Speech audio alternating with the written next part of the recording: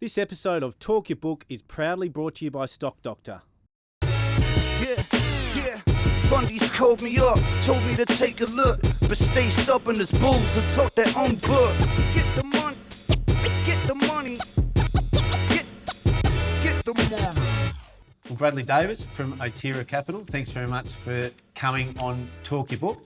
Now, you're the first guest who's worn a tie, so thank you for that. It feels like the first guest that's appreciating the significance of coming on the show. Absolutely. Thank you, Chris. We're trying to lift the game a little bit. That's on the show. it. Why don't you start by telling us a little bit about OTR Capital and what you guys look to invest in? Well, OTR Capital started about 2 years ago. We are a long-only fund and we focus almost exclusively on small businesses in the US and UK. We do it in a concentrated manner. Our view on the market is we think that the small end of the market is where the biggest opportunities lie. It doesn't have a big institutional investor focus. Research analysts aren't covering that space, and we think doing our own primary research, getting close to management, will provide us with an edge in being able to forecast accurately the long-term prospects of a business. What's small to you? Because I invest in small companies. I have a feeling they're a lot smaller than what you see as small companies. What sort of market cap feels small to you? We focus on companies that are sub 500 million. The idea for us is to buy a business at 300-400 million and hopefully take it up to 1.5 billion in 5-6 years' time. We're not going to sell it just because it hits a certain threshold. Yeah. Our idea is to get close to them, much in the way a private equity guy would do. And what company do you want to talk about today? Today I was keen to talk about a company we invested in the UK. It's called Marlowe PLC. The ticker's MRL. And we have been investing in these guys for about 18 months. We think that this business is a great opportunity to be 3-4 times bigger in 5 or 6 years' time. We're very close with the management team. It has a market capitalisation of £200 million as we speak. It has revenue of 180 million, and it's currently achieving 10% margins, but we think they can expand to 15% over time along with decent organic revenue growth. And what are the different business units? So Marlowe's effectively offers regulated services to commercial buildings across the UK. So they offer fire and security services, they offer air and ventilation, they offer water, and they offer sort of a software compliance service which manages the whole thing. And the importance of or the consistency amongst these 4 units is they're all regulated services. Every commercial building requires their fire to be checked, requires their air to be checked. Obviously, asbestos is a big issue, and cladding we've seen is a big issue. And Marlowe provide these regulated services. It's a recurring revenue stream, which the contracts provide typically 3 years or whatever, and they have the ability to.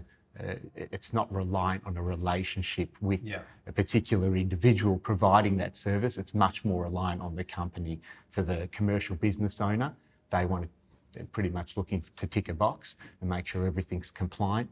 They don't really care who is providing it. So Marlowe have done a great job over the past 3 years now. They've only been around 3 years, where they'll acquire sort of a mum and pop business, if you will, and they say, well, we'll take on those contracts, and hopefully over the journey we can through root density increase our margins from 10% to 15%. And what's the top-down view of property compliance industry in the UK? Is it growing? Do you feel like, I know the Grenfell fires were tragic in 2017. What are sort of macro views of property compliance in the UK? We think the organic growth of the industry, just as a whole, is probably about 4%. Yeah. And we think Marlowe can take a bit of share each year and achieve 5% from an organic perspective. Yeah. But from a top-down sort of regulatory perspective, as you're seeing across the world, or the developed world, certainly in Australia and the US, and it's no different in the UK,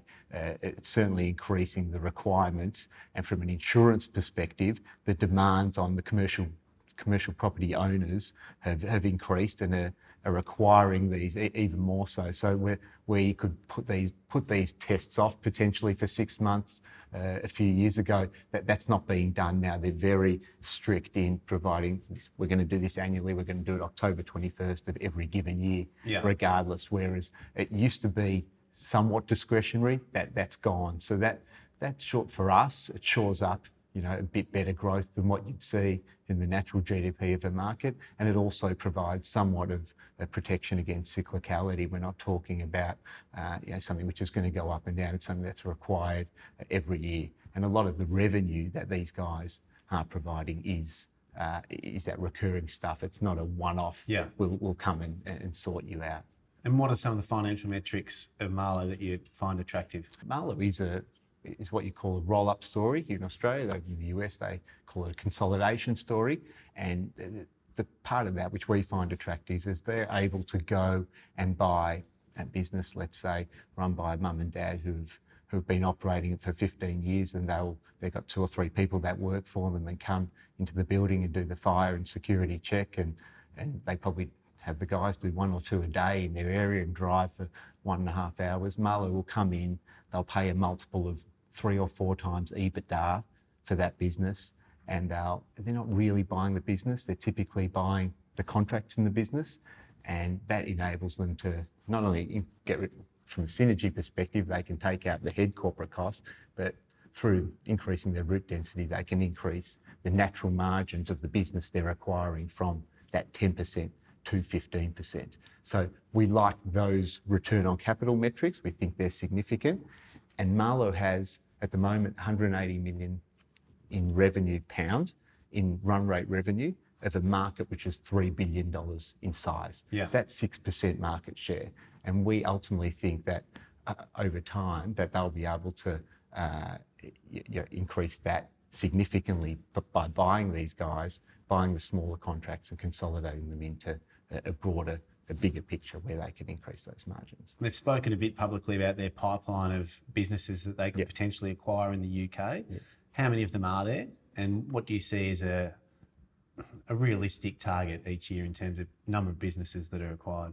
Businesses are all in different shapes and sizes. And there's probably a couple thousand of these businesses in the UK. As I said, we're probably, depending on the segment, but by and large, we're probably the number 2 player behind a Chubb overall in the markets we're focusing on. And we think ultimately we can spend probably between 50 and 60 million pounds per year, which is what we focus on. And we think if you do that 50 or 60 million pounds per year, you can probably add 15 million of EBITDA. Now, it's not all going to come EBITDA per year. It's not all going to come immediately, but over time, we think that can be done for the next 5 years, and in which case, we think the EBITDA will be close to 100 million pounds. Do you prefer seeing bite-sized roll-ups being bought, or would you like to see something transformational where they take a big company and really transform the shape of their business? Typically, we're happy with both. Now, from a company's perspective, it's harder to do the bigger ones because typically you pay a little bit more, and there's more integration to do. They've recently done a slightly larger one in Clearwater, and the integration takes a little bit longer, and they pay slightly above. Ultimately, we want a combination of both. We like the small ones to keep the register ticking over, and they're very easy because you just bring the contracts in-house. But the bigger ones, they will be nice to see, as long as they're in the verticals. We're happy for them to do those bigger ones, let's say once every 2 years, so they've got the time to integrate them, and it can, and the business can grow and get to that 100 million of EBITDA, which is what we're seeking. It's been my experience with roll-ups is that the acquiring company buys small bolt-on acquisitions that make a lot of sense. After 2 or 3 years, the most logical businesses they were going to buy, they've already bought. Their growth in revenue is reliant on continuing to acquire new businesses, and they end up veering out and buying either a business that doesn't make sense or a business that's too big and the integration risk goes up. Have you had a similar experience? And if so, what do you look out for to stop that happening again in this instance? We've had similar experiences in the past. I mean, we look at probably 10 or 15 roll-up businesses in the US and UK every year. Yeah. So really, for us, Marlowe's one of the best of them. And the reason we don't think it's going to encounter that issue, first of all, the industry is extremely fragmented. Fragmentation is your friend when you're trying to do these roll-ups. So there's not going to be this one huge acquisition that we need. It's just not going to happen. So that's point number one. Point number two, I would say, the relationships, where they go wrong is when a relationship with the entity that you're buying, the guy the guy that you're buying it off has a good relationship with the customers, and the relationship sits with him instead of with the entity or instead of with the contract. Now, in the case of Marlowe, we're talking about a regulatory service here.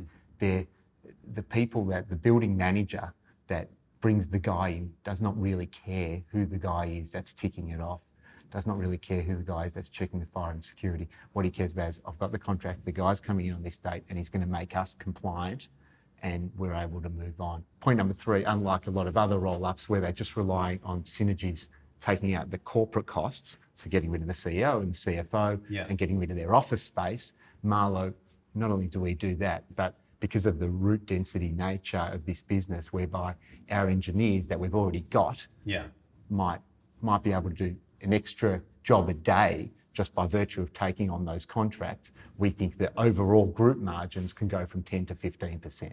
So we think there's an additional benefit. That's why we're not overly concerned about them buying something that's too big and that's going to hurt the business. Now, of course, as I said, integration, if you do buy something slightly larger, integration does take time. You might have to slightly pay a bit more. But the reality is when we're talking 3 or 4 times EBITDA, the returns on capital are pretty good. So if we have to, for size, pay 5 or 6 times EBITDA, that to us is pretty attractive. If you're getting close to 20% return on capital before your margin improvement, we like those numbers. So route density, you've spoken about a bit, and then the ability to cross-sell across the other business units. Are they the 2 things you see that potentially make the margins in Marlowe defendable? Because ultimately it's a service business. There's not a lot of capex to come in and become a competitor. Are they the 2 compelling reasons that you see the margins being defendable?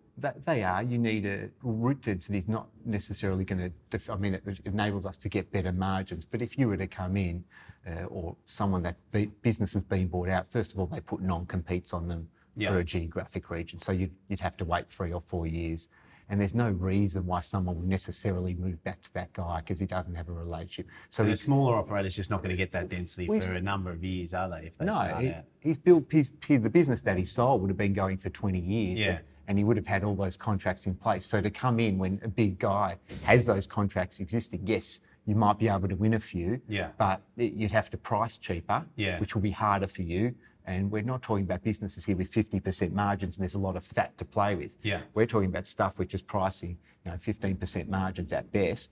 So if you want to come in as a new guy and do 1 or 2 of these a day, it might be a single operator. So at the edges that might happen, but it's not going to happen en masse. And there's no real reason, if people are doing a good job with these services, there's no reason to move to that guy other than a significant pricing adjustment, which we don't really foresee happening. And what's their balance sheet look like debt-wise? Their balance sheet, they've got about £10 million of debt.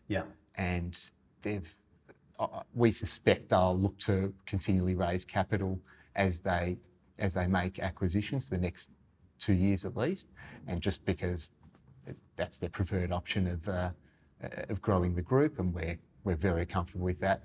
The capital raisings they have done so far have been at a premium to the stock price. 37% of the investor base is insiders, and they're typically the ones that chip in when capital's required to make an acquisition. We like, I guess, having minimal debt, but if in time the business grows, we wouldn't object if they let that go a little bit. The other thing to note, it's the multiples when these things actually grow and developed. We look at a rent-a-kill, which does the insect repellent across your property, whether it be residential or commercial, that trades on a 20 times EBITDA multiple. So that's something that's rolled up over the years, and it's a big listed company in the UK. I'm not suggesting we're going to get there, but if we get to where we think with Marlowe of 100 million worth of EBITDA in 6 years, then there's no reason to suggest that this can't be a company north of £1 billion, which compared to the £200 million price today, we reckon's a pretty good return. Bradley Davis, thanks very much for coming on Talk Your Book. Really appreciate it. Chris, thank you very much. Appreciate it. If you're interested in building your own investment process, make sure you check out Stock Doctor, the proud partner of Talk Your Book.